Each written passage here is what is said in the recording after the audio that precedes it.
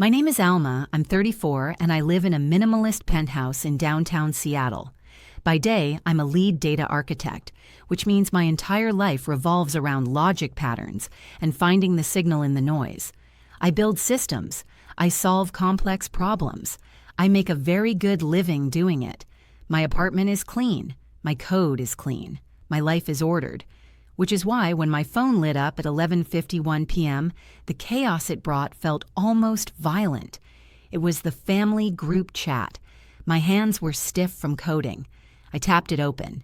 It was a new message from my mother, Blanche. Warren and I have discussed it. The money you promised for Leroy's engagement party isn't enough. We agree that if you can't support this family, then you are no longer a part of it. I read it twice. The words just hung there cold and digital. Not enough, no longer a part. I was still processing the raw, transactional cruelty of it when a small red heart icon appeared next to her message. My brother Leroy, the golden child, had just liked it. He endorsed the verdict. Have you ever felt like you're the one giving the most, but being valued the least? Let me know your story down in the comments. I didn't cry. I didn't text back. I didn't ask why. I just sat there for 10 seconds. The only sound in the room, the hum of my server rack. The coldness I felt wasn't sadness. It was clarity. It was the feeling a data architect gets when they finally see the flawed logic in a broken system. This wasn't a family. This was a subscription, and I was the one footing the bill. So I turned my chair back to my monitors. The time on my screen reads, Tab. I logged into my bank.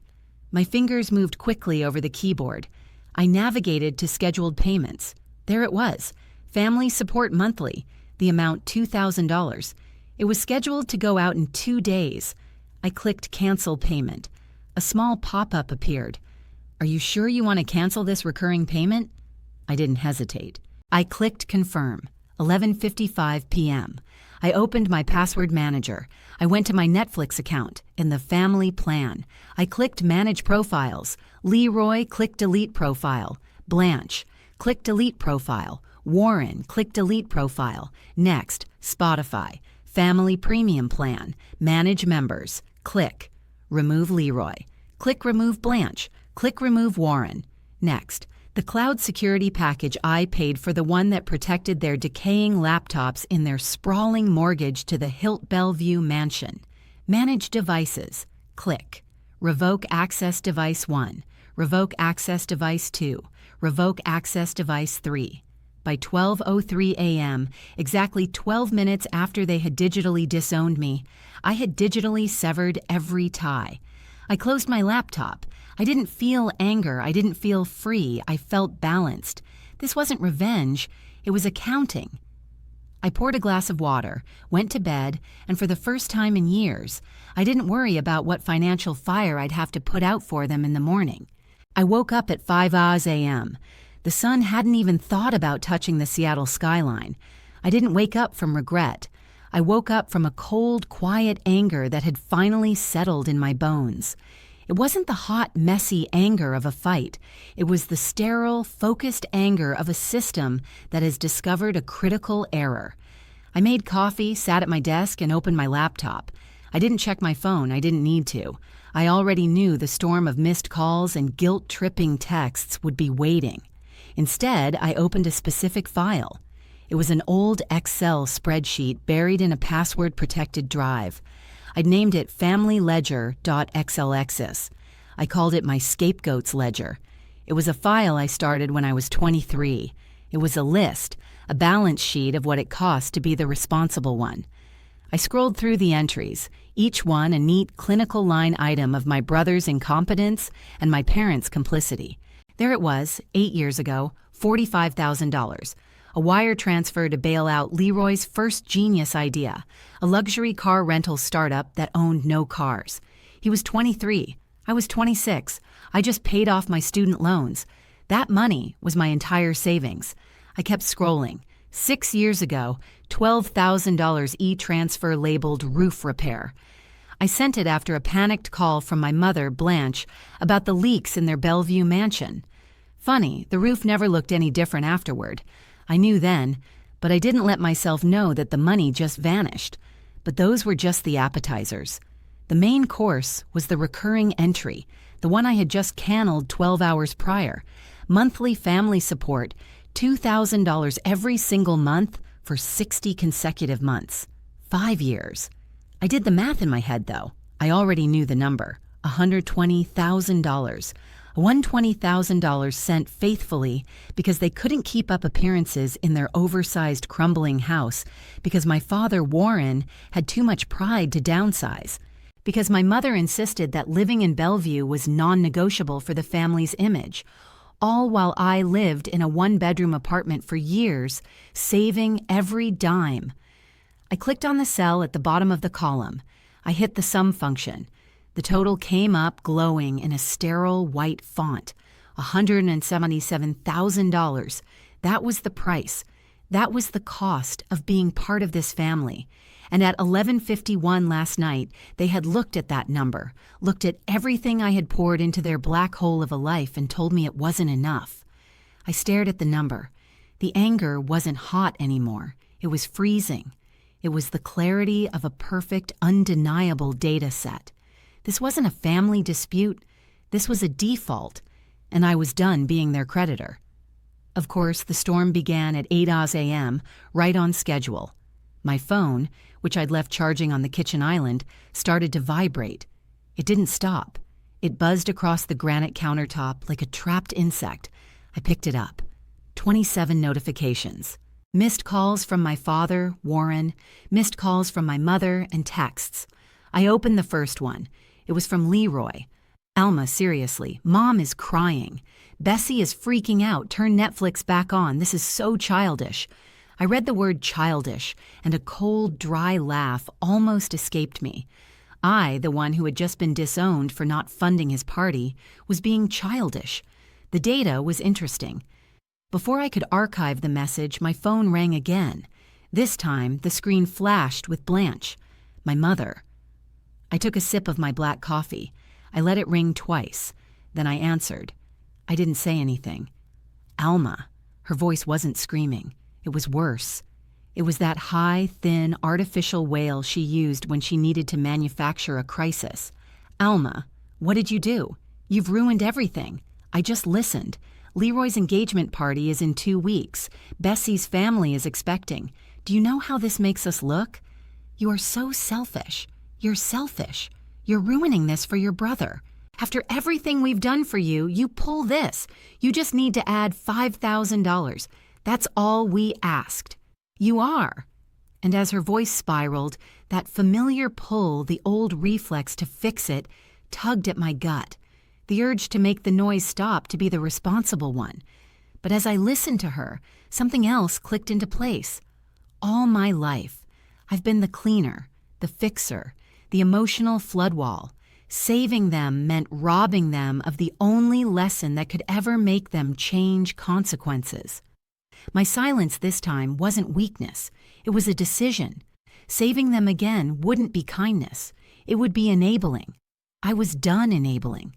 My job wasn't to stop them from hitting the ground. My job was to finally let go of the rope. I realized in that moment that this was the brutal, necessary courage of non-rescue.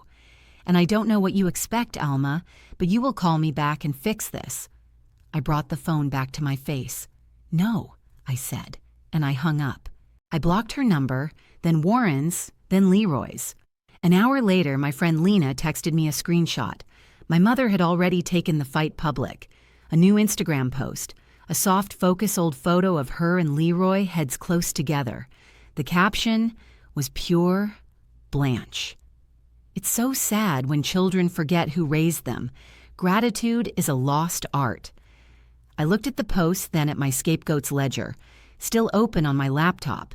I took my coffee, went to my desk, and started a new spreadsheet. This one I titled Audit. It was time to stop being their creditor and start being their auditor. I didn't call a lawyer. Not yet. Lawyers are for problems you already understand. I had a feeling this was a data problem and I needed an expert. I called Lena. Lena and I met in a graduate-level data science seminar. She's one of the few people I know whose brain moves faster than mine. Now she works as a forensic accountant. She finds numbers that people think are buried forever. She's my best friend. She picked up on the second ring. Alma, it's 9 a.m. This is either a 5-alarm fire or you finally found a bug you can't fix. I smiled just a little. It's a fire, Lena. I explained it to her. Not the emotion, just the data.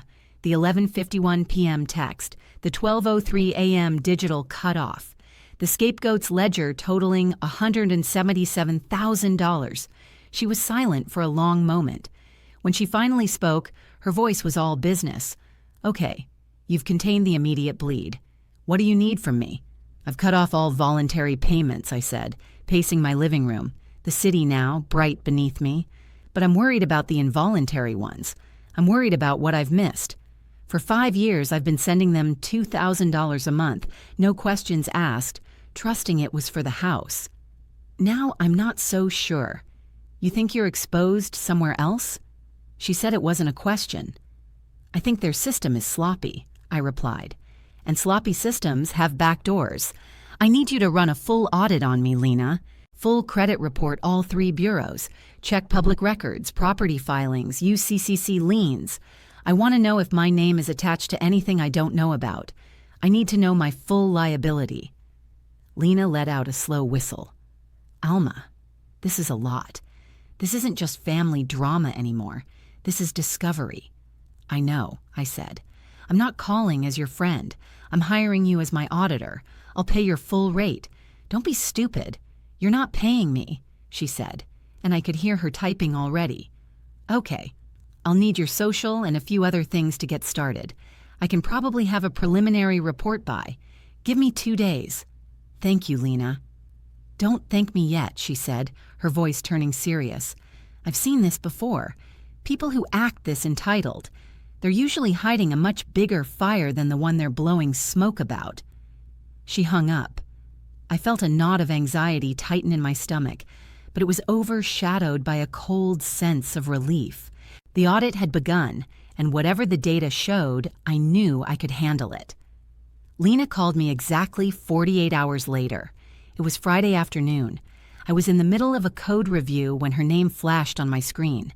I stepped onto my balcony, the warm Seattle air hitting my face, and answered, "Hey, are you sitting down, Alma?" Her voice wasn't friendly. It was the voice she used at work, the one she used when she'd found something. My stomach went hollow. I am now. What did you find? There was a pause, the sound of her taking a breath. Okay, so your scapegoat's ledger for $177,000. It's wrong. I gripped the railing. Wrong. How? It's incomplete. She said, her voice flat. Your math is right, but your data set is missing the biggest liability. They don't just owe you $177,000, Alma. What do they owe me? $350,000. I just stared at the reflection in the glass, unable to process the number. What, Lena? That's impossible. I don't have that kind of money. I never had it. You don't? She said, but you guaranteed it. What are you talking about? 6 months ago, Lena said, and I could hear her clicking. A small business administration loan, an SBA loan, was approved for $350,000. The recipient was Leroy Innovations, LLC. A bitter laugh escaped me. Leroy Innovations, of course. So, he failed, and now they want me to. Alma, shut up and listen. Lena cut in, her voice sharp. You're not getting it. He got the loan. The problem isn't that he needs the money. The problem is how he got it. The bank required a personal guarantor, someone with perfect credit and a high 6-figure income, someone like you. The air left my lungs. No, I never. Yes, Alma M. Gordon. Your social security number, your address history, your forged digital signature. They didn't just ask you for money, Alma. They stole your entire identity to get it. I leaned my forehead against the cool glass. This wasn't family drama anymore. This was a federal crime. And it gets worse, Lena said, her voice dropping.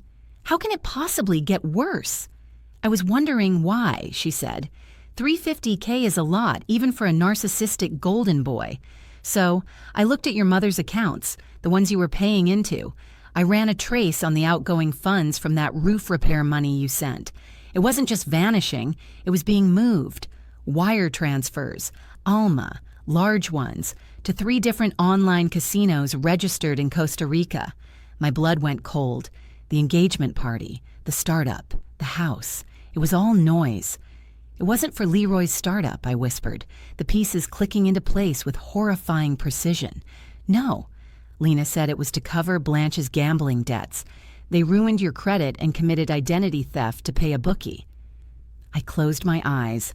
All the chaos, all the screaming, all the gaslighting of the last few days. It wasn't the behavior of a family angry about Netflix. It was the panic of cornered criminals, and they had just lost their only remaining line of credit. Alma, are you there? I opened my eyes. The view from my penthouse had never looked sharper. The anger was gone. In its place was something cold, hard, and perfectly clear. I'm here, Lena, I said, my voice steady. Send me the file. Everything you have. It's time to schedule a meeting. I summoned them. Not to their house, not to a neutral coffee shop. I summoned them to my territory. The next day, I booked the glass-walled conference room on the top floor of my building. It's usually reserved for C-White executives, a place with a 30-foot marble table and a view that makes all of Seattle look like a map. They arrived together, Blanche, Warren, and Leroy. They walked in, not with shame, but with attitude. They were a united front, ready to gaslight, ready to bully, ready to put me back in my scapegoat box. They thought this was another negotiation. They thought they were here to yell at me until I turned the Netflix back on. I was standing at the head of the table. Lena was beside me holding a tablet. What is this, Alma? My mother. Blanche snapped her arms crossed. A little dramatic, isn't it? This room. Please sit down, I said. My voice was calm, and that seemed to bother them more than any amount of yelling. They sat huffing, looking like children called to the principal's office. Leroy was already on his phone, looking bored. I didn't sit. I picked up a remote. Thank you for coming. I've called this meeting because my auditor has found some significant discrepancies in my finances, and I need your clarification. I've prepared a presentation. Leroy snorted. A presentation? I hit the first button. The projector lit up and a document filled the wall. Slide 1, I said. This is a small business administration loan application for $350,000. It was approved 6 months ago for an entity called Leroy Innovations, LLC. Leroy's face went white. My father, Warren, just stared at his hands. I wasn't familiar with this loan, I continued, which is strange because this is my signature on the guarantor line. My name, my social security number. Now Alma Blanche started her voice, rising. Your brother needed help. Slide 2, I said, cutting her off. I clicked the remote. A new screen appeared. It was a digital forensics report. As a data architect, I get curious about digital signatures. This is the IP address log for the device that signed this loan application. And as you can see, it resolves to a single physical address. Your house in Bellevue. There was a dead, sharp silence. Leroy looked like he was going to be sick. I don't understand, Leroy stammered, looking at Blanche. Mom, Blanche, I said, my voice like ice.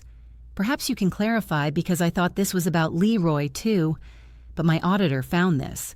Slide 3. I clicked again. The final slide. It wasn't a spreadsheet. It was a series of bank statements, my mother's account, and on it a devastating series of outgoing wire transfers.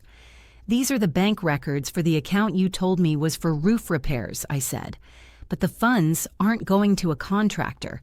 They're going to 3 different online casinos, all registered in Costa Rica. The room broke. Warren let out a sound, a low, guttural moan, and slumped over in his chair, covering his face. Leroy just shook his head, whispering, "No, no, no." Blanche, however, was a different animal. Her face for 1 second showed the cold, hard terror of a cornered animal. Then she exploded. She leaped from her chair, ran around the table, and grabbed my arm. Her nails dug into my skin. "You have to help us," She shrieked, her face inches from mine. "You don't understand. They'll take me away. You have to fix this, Alma. Do something for your brother, for your family." I stood there, letting her wail, letting her grip my arm. I looked at the hand she was holding, then back at her face. All the years of manipulation, the gaslighting, the theft, it all came down to this. One final, desperate attempt to make me their shield. I slowly, deliberately unhooked her fingers from my arm. I reached into my blazer pocket and pulled out a small white business card. I didn't hand it to her. I placed it on the marble table in front of her. "I can't help you, Blanche," I said, my voice barely a whisper, but it cut through the room. "I've already reported the identity theft to the bank and to the authorities. This is the card for my lawyer. He will be handling all future correspondence. The audit is complete." She stared at the card and then at me, her eyes finally understanding. I wasn't the scapegoat. I wasn't the fixer. I was the auditor. And I had just closed the books. The aftermath was fast and it was brutal. Faced with federal bank fraud and identity theft charges, they didn't have a choice. The bank, furious, wanted its money back. The family settled. The sprawling mansion in Bellevue, the one they'd committed crimes to keep, was sold in a fire sale to pay back the $350,000 loan. My name was cleared of the debt. My parents and Leroy moved into a small rented apartment. A week after the house was sold, I got a package. It was from my Aunt Lula, the only one who ever saw me. Inside was a small velvet box. I opened it. It was my grandmother's college graduation ring, the one I'd always loved. The note just said, "This always belonged to you." That night, I sat at my desk. I opened the family ledger, 2TSL's file one last time. I looked at the glowing number at the bottom, $177,000. The money I'd never get back, the price I'd paid for my own liberation. I highlighted the entire spreadsheet, every entry, every dollar, and then I hit delete. I didn't keep a single dime from the house sale. I didn't need it. I used the small amount that was left after the debts were cleared, and I went to the bank. I established the Grandmother Gordon Scholarship Fund, an endowment for women from low-income backgrounds at the University of Washington, specifically for those pursuing degrees in data science and technology. I realized the best revenge isn't destruction, it's building. They tried to use my name to fund their chaos. I used theirs to fund a future they can't ever touch. This story is for anyone who has ever been underestimated. Your value isn't determined by those who can't see it. If you believe in the power of rebuilding, share this.